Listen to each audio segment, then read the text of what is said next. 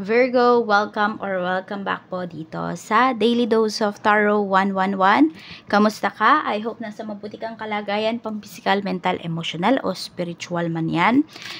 Tandaan po ninyo na ang video natin ay para lamang sa mga may malawak na kaisipan, kaya po pakatandaan na kung hindi kayo makaresonate dito, try ninyong panoorin yung inyong other sign, Sun, Moon, Rising, and Venus. Wag lang po kayo magpo-focus sa sun sign ninyo, kasi kadalasan talaga sa inyo is pwedeng hindi kayo nakaka-resonate sa sun sign ninyo. Pwede nyong panoorin yung Moon, Rising, o kaya Venus sign po. Okay, tingnan na natin. At yun pala, kung bago pa lamang po kayo dito sa aking channel, please subscribe and hit the bell button para lagi po kayong updated. At kung gusto nyo mag-avail ng ating products and services, ng ating private reading, ng ating Tiaras bracelet, at ng ating Evil Eye Amulet necklace, makikita nyo po yung link sa description box, Tarot Intentions by Aliana Reyes. At kung hindi mo po i-skip ang ads, maraming salamat sa iyong suporta. More blessings to come sa'yo, sa family mo. Mag-iwan ka na din ng baka sa comment section. Tapos, gawin yung journal or manifestation journal, yung comment section natin. I-cleanse, i-activate, i-energize, cleanse, activate ko po yung mga wishes po ninyo. So, be specific lang po sa mga wishes po ninyo. For example, nag-wish kayo about work. Anong klaseng work? 'Di ba? Sana po magka-work na ako. 'Di ba? 'Yun yung madalas ko nababasa diyan sa comment section natin. Sabi ko nga po sa inyo, binabasa ko talaga yung comment section natin. 'Yun lang. Hindi ako minsan nagre-reply at saka hina-heart ko lang or minsan hindi ko pa na-heart. Pero 'yun nga po So, ayun, nagma-manifest kayo ng work. Anong work? Or sana po makapag-work na ako sa ibang bansa. Anong bansa? Anong work? Be specific po. Para yun yung ibigay sa inyo ng universe. Doon kayo niya ituro. Doon sa work na gusto ninyo. Doon sa work na minamanifest po ninyo. Ganun po ha, Virgo. Tingnan na natin.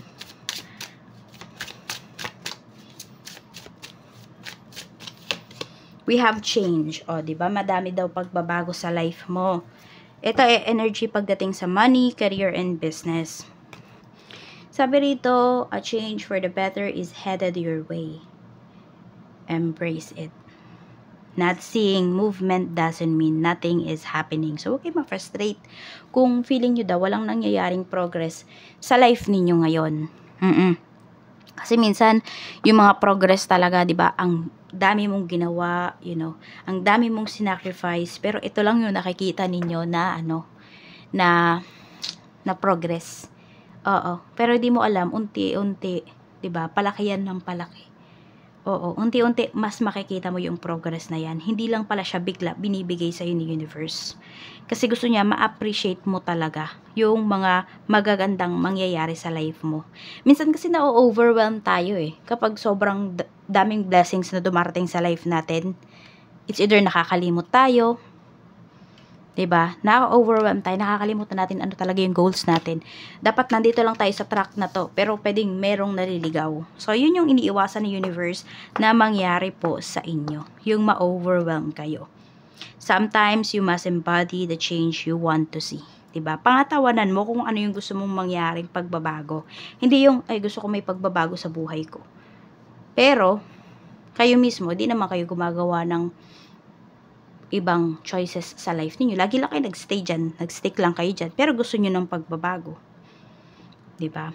Either meron naman dito, laging sinasabi, magbabago na ako pagdating sa pag-handle ng finances ko, pero may makita lang na tukso, ayan na naman, nagpatukso na naman. So, pangatawanan nyo daw yung mga gusto nyong mangyari, yung mga gusto nyong pagbabago na makita sa life po ninyo. Check pa natin, ano pa yung mensahe. Business. So, marami po sa inyo, dito talaga kayo yayaman sa pagnenegosyo. Yes, marami po sa inyo. Hindi naman lahat. O sige, gustong malaman ng iba sa inyo kung sa pagnenegosyo ba kayo o sa trabaho. Pagiging employee or pagiging boss.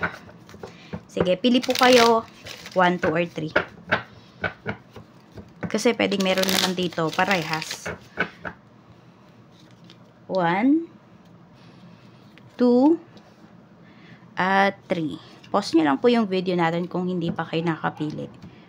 Yan. Pwede nyo po yung i-pause. Number 1. Okay, 9 of Swords. Actually, iba sa inyo ngayon, no? Hindi na kayo masaya sa kung ano yung nangyayari sa life nyo. Either, nasa trabaho kayo, or nagne-negosyo kayo. Puro stress na lang po ang binibigay sa inyo dito. So, ganito, kung kayo ay nagtatrabaho, wala na kayong peace of mind, punta na po kayo sa negosyo.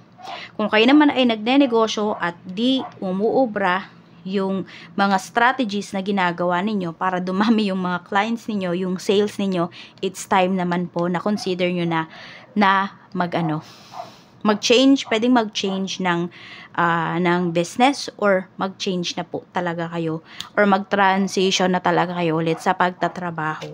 Yun po. Number 2. We have the moon. Nako-confuse pa yung iba sa inyo. Pero alam mo, dalawa yung pinapakitang energy sa iyo rito. So, yung karamihan po sa inyo, or yung pumili talaga sa inyo nito, is negosyo at saka po trabaho. Yan. Oo. Magiging successful po kayo dyan. Pero nakikita ko kasi dito yung trabaho, parang ano lang yan pantapal lang yan sa mga, sabihin natin, mga expenses. Oo, yun yung nakikita ko dito. Pero sa negosyo po, pa rin po talaga kayo yayaman. Si number 3, 7 of Cups. O, ayan, no? More on nakikita ko naman dito, negosyo talaga. Ayan po. At iwasan nyo lang din talaga, Virgo, na maging maluho. Yan po yung sinasabi sa inyo. Yes, kahit po na may negosyo kayo, successful yung negosyo nyo, pero napakaluho nyo naman po. Pero yung luho, kung luho na, ano ba, hindi natin masabi kasi na luho talaga yung, kunwari, bumibili ka ng property. Yung property na nagagamit mo ha, pero yung itatenga mo lang na property o kunwari lupa ay hindi investments yon. So ayan, no, more on business po kayo, no, basta yun lang, iwasan nyo lang daw pong maging maluho. Ibang luho sa assets ha, kaya pag-aralan nyo din po yon. Sabi dito, do not be intimidated to enter the world of business, you've got this. So ayan po, ini-encourage na talaga kayo ni universe na pasukin mo na ang pagnenegosyo, pero dito kayo bumase. Ayan, no, kasi ito energy nyo yan pinili nyo po yan. Think about executive roles like becoming a CEO or anything in the corporate sector. Raise your awareness and think bigger if you want different outcome. Katulad nito, 'di ba? Yan nasabi, tingnan mo, magkadugtong to. 'Di ba? Palawakin mo yung kaalaman mo, 'di ba? Maging maging aware ka sa nangyayari. Ano ba yung trending ngayon? Ano ba yung nagpapayaman sa mga tao ngayon? Paano ba gawin yan? Etc. So, alamin nyo po. Maging mausisa daw kayo rito. Tignan natin. Okay. Energy pagdating sa iyong kaperahan. Kamusta po ang energy pagdating sa kaperahan? We have 3 of Pentacles. So, yan. Karamihan po sa inyo. Maayos naman yung inyong pera. Virgo. Now, hindi ko alam kung may 3 source of income kayo rito. Pero masasabi ko na masaya kayo. Nag-work talaga. No, yung mga ginagawa ninyo, talagang aligned na din po kayo talaga dyan. We have Knight of Cups. Maraming perang pumapasok sa'yo rito. Tsaka nakikita ko rin, mabait kasi yung iba sa inyo, mapagbigay din talaga kayo. Pero nakikita ko naman na, merong mapagbigay dito, pero nagbibigay lang po kayo kung ano yung sobra ninyo. Which is, tama po yun. Okay, hindi yun mali.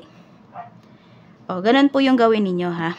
Yung karamihan sa inyo, yes, alam ko may mababait dito, sobrang bait, na nasa-sacrifice naman po yung sarili po ninyo. So, wag naman po ganon. Kailangan may boundaries, may limit lang din po yan. Healthy boundaries po yan, no?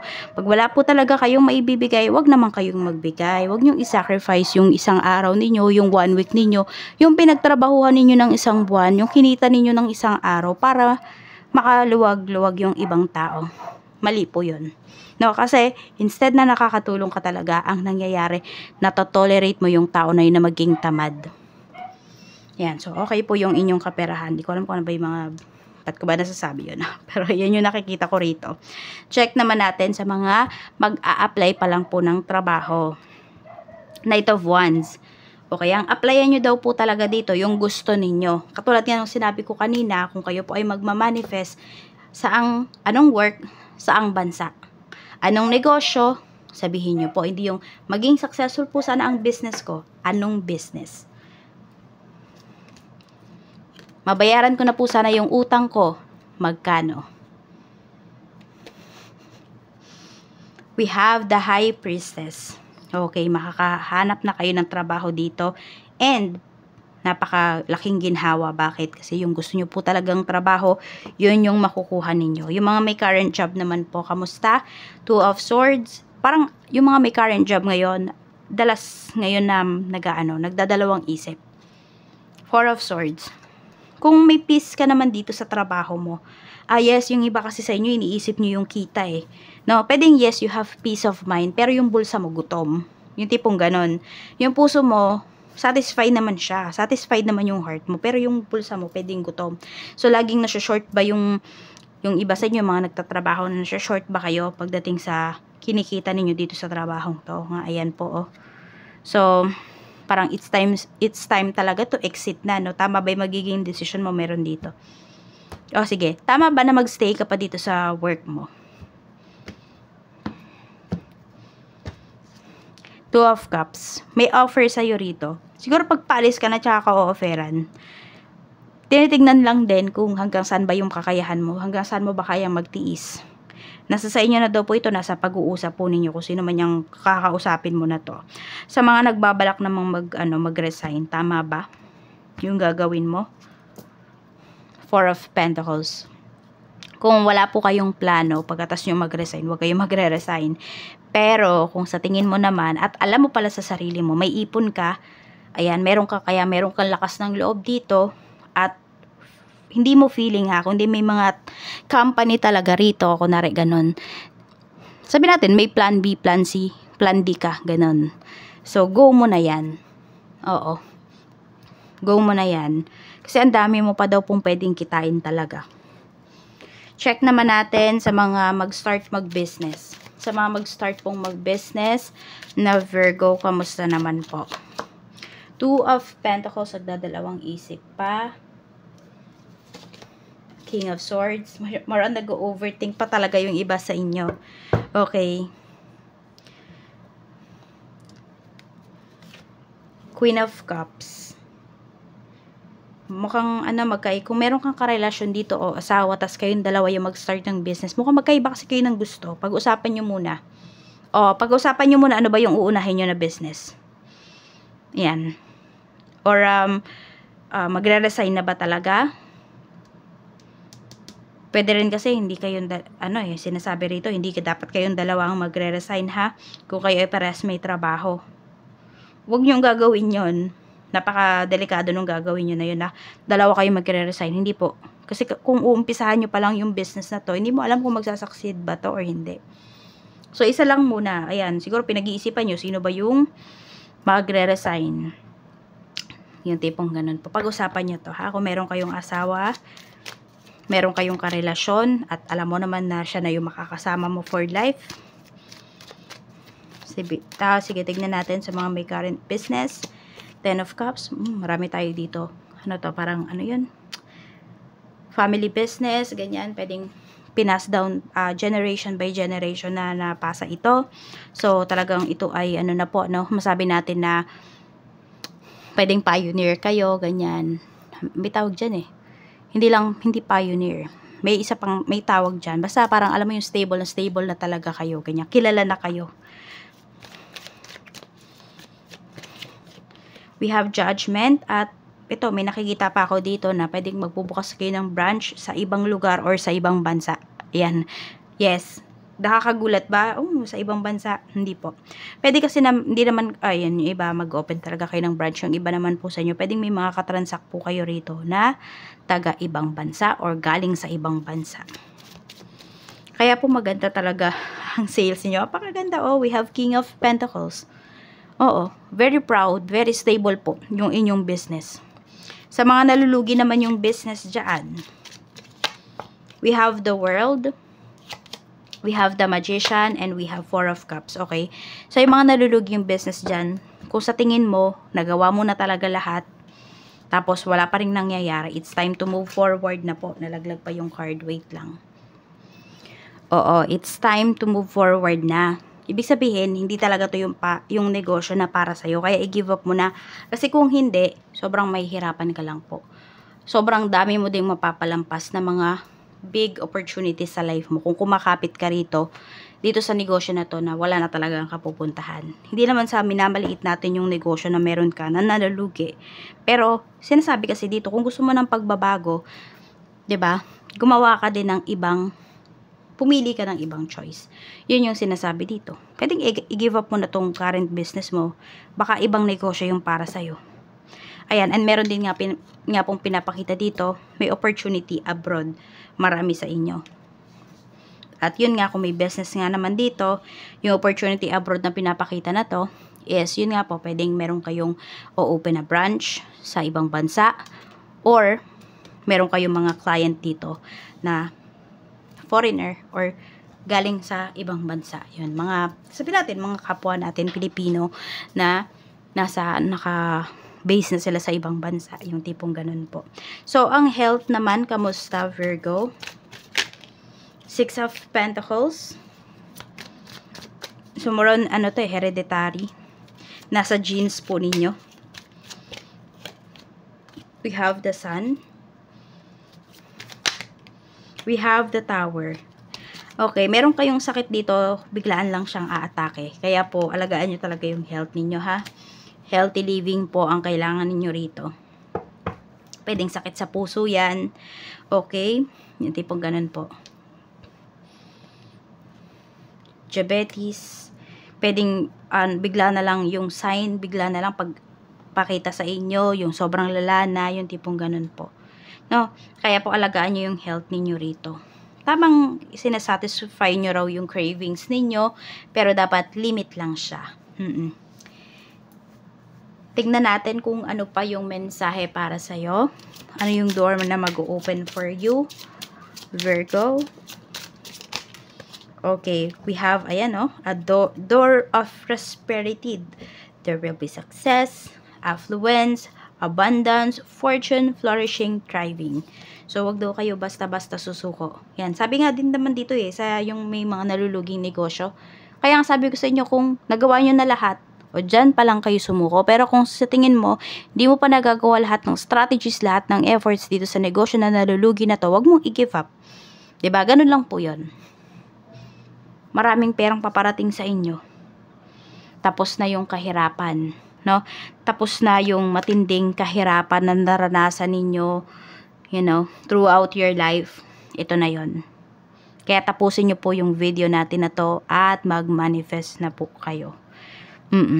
Ewan ko lang, siguro yung iba gumawa na nag-manifest ka agad or nag-comment ka agad kahit hindi pa naman pinapanood yung video. Ewan ko lang kung gagana yung nyo. Kasi need din ng energy exchange dyan. What is our energy exchange? Sige, sabihin ko sa inyo kung ano. Either pinanood nyo yung video natin or nanood kayo ng ads. Yun yung energy exchange na hinihingi ko rito. Yes, this is free. Actually, marami po pala nung nagtatanong sa akin sa comment. Hindi sa comment, sa Facebook page natin. Nagme-message, nanghihingi ng free reading, nanghihingi ng numbers, ganun. Di po ako nagbibigay. Di ako nagbibigay ng free readings. No? Kasi, energy based tayo rito. Okay? So, ito lang po yung bukal sa loob na maibibigay ko sa inyo. Yes, inaamin ko. Ito po yun. Okay? Pero, syempre, gagawan nyo rin po ito ng action. Kasi, para din naman sa inyo to. Huwag lang kayong tutunganga dito kung ano man po yung ima-manifest ninyo. Basta, siguro pag naka 100 na tayo ng comments, tsaka ko po i-activate yan para sabay-sabay. I-activate ko yung mga wishes po ninyo. Basta kung wala naman kayong tiwala, wag na po kayong mag-message at wag na rin po kayong mag-comment kung wala kayong tiwala dito sa gagawin natin kasi kayo mismo yung kumukontra dun sa ginagawa. Ayun lang, paalala ko lang po yun sa inyo. Okay?